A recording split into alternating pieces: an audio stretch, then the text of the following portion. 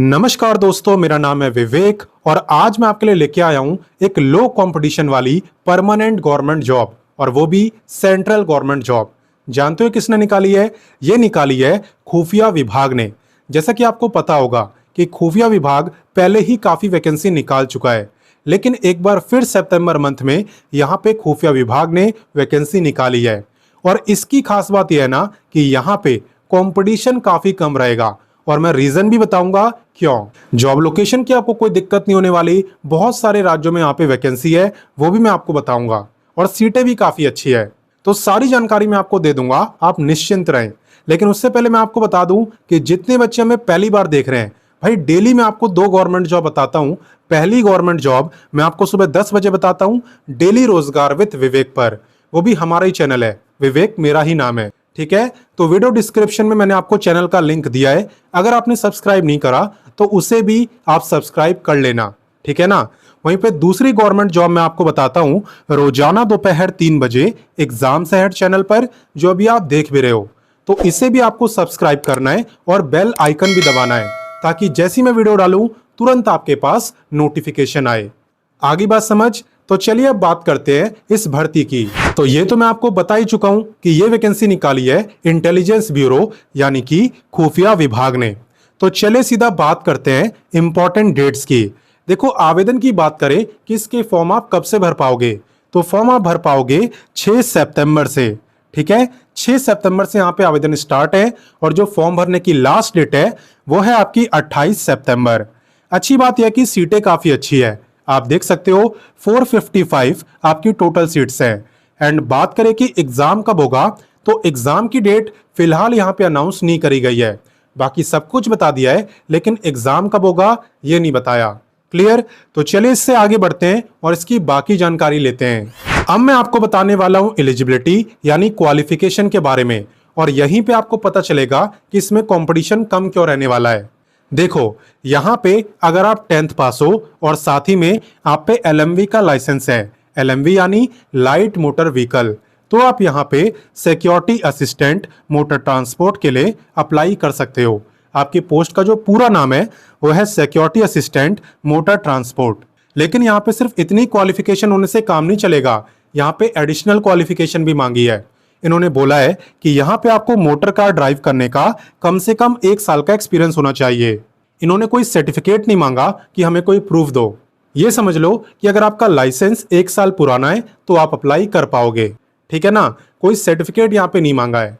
बाकी हाँ, ये जरूर बोला है कि यहाँ पे आपको मोटर मैकेनिज्म की नॉलेज होनी चाहिए। अब इसका क्या मतलब है? इसका मतलब यह है ना कि थोड़ा बहुत आपको गाड़ी को, कार को रिपेयर करना आना चाहिए। मान लो यार टायर ही चेंज करना है, तो आप मैकेनिक ढूंढने लग जाओ, ऐसे नहीं चलेगा। ये बेसिक काम में आता है, इतना आपको आना चाहिए, ठीक है। थोड़ी बहुत अगर कुछ गड़बड़ हो रही है इंजन में, तो उसे भी ठीक करना आपको आना चाहिए। तो इतनी सारी क्वालिटी हर बच्चे में तो होगी नहीं, काफी कम बच्चों में होगी। तो इसलिए यहाँ पे जो कंपटीशन है ना, वो आपको कम देखने को मिलेगा, क्योंकि ज्यादा लोग फॉर्म ही अप्लाई नहीं कर सकते, है ना। इसलिए मैं कह रहा था कि ये कम कंपटीशन वाली परमानेंट सेंट्रल गवर्नमेंट जॉब है। बाकी बात करें यहाँ पे पे स्केल की, तो पे आपका रहने वाला है एज पर लेवल 3। लेवल 3 का मतलब है कि लगभग इसके आसपास पे आपका रहने वाला है, जो कि काफी अच्छा है। तो चलिए इससे आगे बढ़ते हैं और इसकी बाकी जानकारी लेते हैं। अब मैं आपको बताता हूं एज लिमिट के बारे में। ध्यान देना कि एज आपकी काउंट कब से हो रही है। तो देखो, एज आपकी काउंट हो रही है 28 सितंबर से। आपको ये चेक करना है कि 28 सितंबर को आपकी जो एज है वो कितनी रहेगी।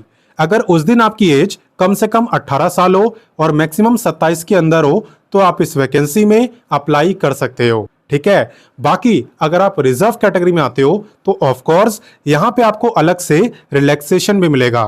तो चलो इसके बारे में मैं आपको डिटेल में बताता हूँ। देखो भाई, एज रिलैक्सेशन की जहां तक बात है ना, तो यहाँ पे सेम वही रूल है जो सब में रहता है। यानी कि SC ST को 5 साल का रिलैक्सेशन मिलेगा, OBC को मिलेगा 3 साल का।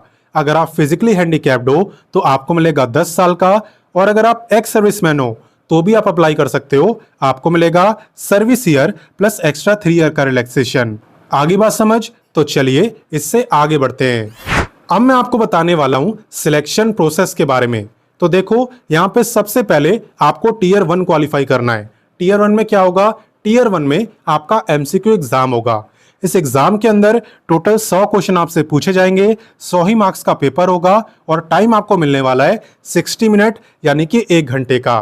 ठीक है, यहाँ पे हर सब्जेक्ट से टोटल 5 सब्जेक्ट है और सबसे 20-20 क्वेश्चन आपसे पूछे जाएंगे।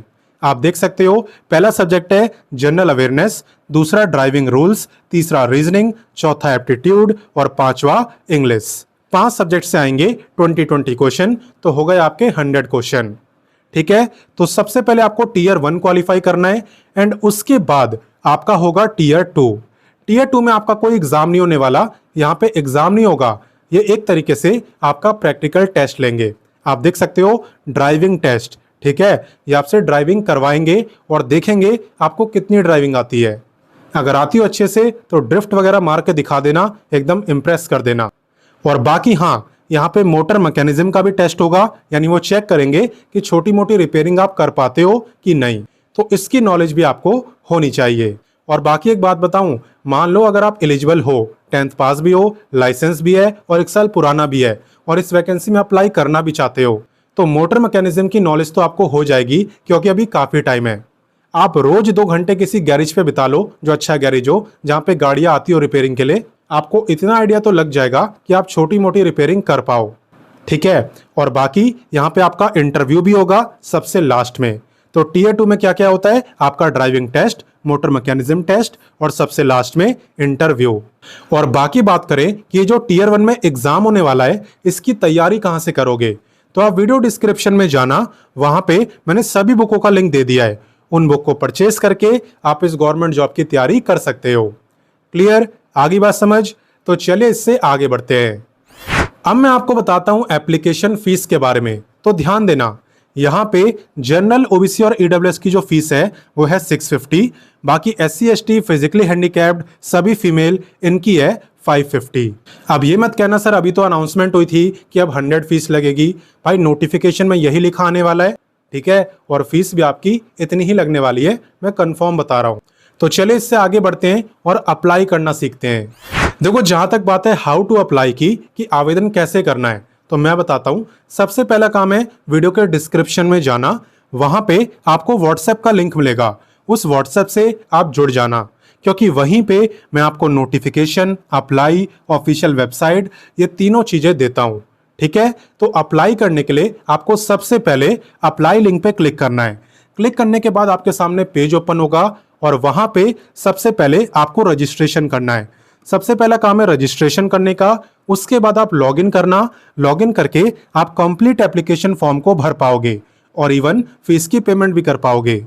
हालांकि इस बीच आपको कोई दिक्कत आती है किसी भी पार्ट में, तो आप कमेंट करके मुझसे पूछ भी सकते हो।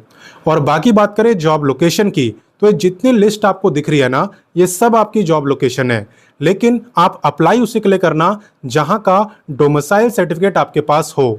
डोमिसाइल सर्टिफिकेट को हिंदी में कहते हैं निवास प्रमाण पत्र, एक तरीके से एड्रेस प्रूफ। तो जिस राज्य का डोमिसाइल सर्टिफिकेट आपके पास है, सिर्फ उसी के लिए आप अप्लाई कर सकते हो, किसी और के लिए नहीं। और बाकी एग्जाम सेंटर की कोई दिक्कत नहीं है, वो भी आपको आपकी प्रेफरेंस के अकॉर्डिंग मिलेगा। उम्मीद करता हूं समझाने का तरीका आपको पसंद आया होगा, और अगर ऐसा है तो वीडियो को अपने दोस्तों, भाई बहनों, सबके साथ शेयर करो और उन्हें भी इस लेटेस्ट गवर्नमेंट जॉब के बारे में बताओ, क्योंकि जब आप किसी की मदद करोगे तभी कोई आपकी मदद करेगा।